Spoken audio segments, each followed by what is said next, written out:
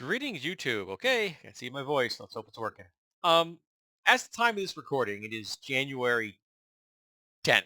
Um, the case against TikTok has not actually gone into action, so they actually haven't begun the process of banning them, which is supposed to kick in January 19th. But who knows what's going to happen with Trump coming back into office because he's decided that TikTok's okay.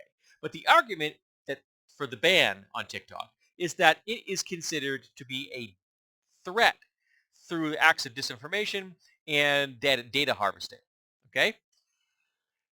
And yet, at the same time, Meta and Instagram are doing away with fact checking.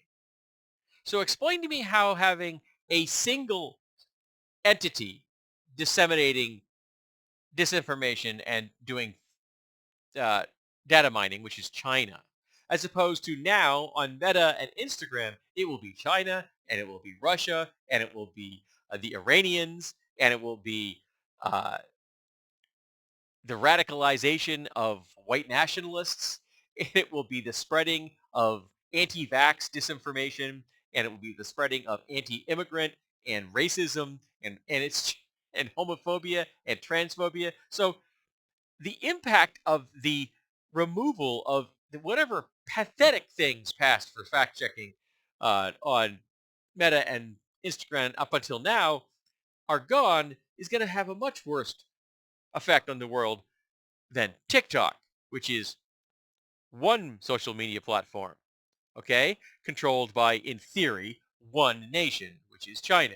Whereas Meta and Instagram have just opened up the floodgates to anyone that wants to start spewing disinformation, which will then become misinformation as it propagates across the social media platforms. So the people that say something is false, like for example, if I told you that Manchester, New Hampshire is the capital of the state, and I did so deliberately, that's an act of disinformation. I'm trying to convince you of something that is not true. But if someone believes me as a trusted source, and then they repeat that, that's misinformation. They're repeating something they think is true, but is in fact not. So one person can then have their voice multiplied by having it spread by useful fools. And it goes so far, so fast. Look at the impact that it has at anti-vaxxers have had on the world. There are dead people. There are hundreds of thousands of dead in the world today, thanks to the anti-vax movement. It all started because a big pharma company paid a doctor to lie about vaccines. That's it. He falsified a study. He made shit up based on a count of 12 subjects, only 8 of whom were actually autistic, I should point out. And the result is hundreds of thousands of dead. Andrew Wakefield lost his medical license, but he should be spending the rest of his life in prison. But that's just going to keep happening on Meta and Instagram because now there's no one fact checking it. So I implore you, before you pass on any kind of piece of information, do your research. I am guilty of doing this in the past without being duly diligent, and that was my fault.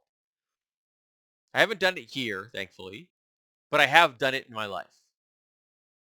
So I try to be much more aware of that now. But it's going to get a hell of a lot worse on Meta and Instagram than it is right now. And I try to be a voice for reason, at least on Instagram, because I don't have a Facebook Meta account, but I do have an Instagram account. I rather like Instagram. And often when I'm replying to someone who's spewing absolute bullshit, I am replying to them. Mostly I'm writing so that third parties can see what's being discussed and will see that there is a voice of reason. And I'm hoping that I could sway people to go actually do research with actual experts. I know the limitations of my knowledge. I tell people, go talk to pediatricians. Go listen to what immunologists have said and researched and wrote hundreds and hundreds of papers on. Vaccines are probably the most well understood branch of medical science. Go listen to them, and they will all tell you that the anti-vaxxers are insane. But by that same token, there be people that speaking out against racism and misogyny and homophobia and transphobia, and their voices are often drowned out by the disinformation, which is then propagated as misinformation by useful fools. So do yourself a favor and try not to be a useful fool. Try not to become a source of misinformation. And try to find the sources of disinformation and speak truth to power. Tell people the truth. Even if you have no chance in hell of changing the opinion of the person that said the stupid thing, maybe someone else will see what you said, and you can help direct them towards some actual knowledge and wisdom. It's a long shot, I freely admit this. But if you only impact one person a year, that's enough.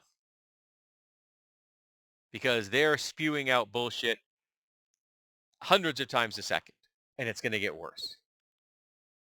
So do what you can to fight up back against that. And this whole TikTok ban thing, I think that's bullshit.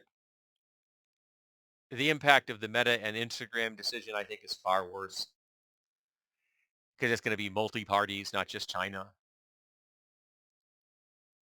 And we need to watch out what we're reading and what we're hearing and what we're spreading.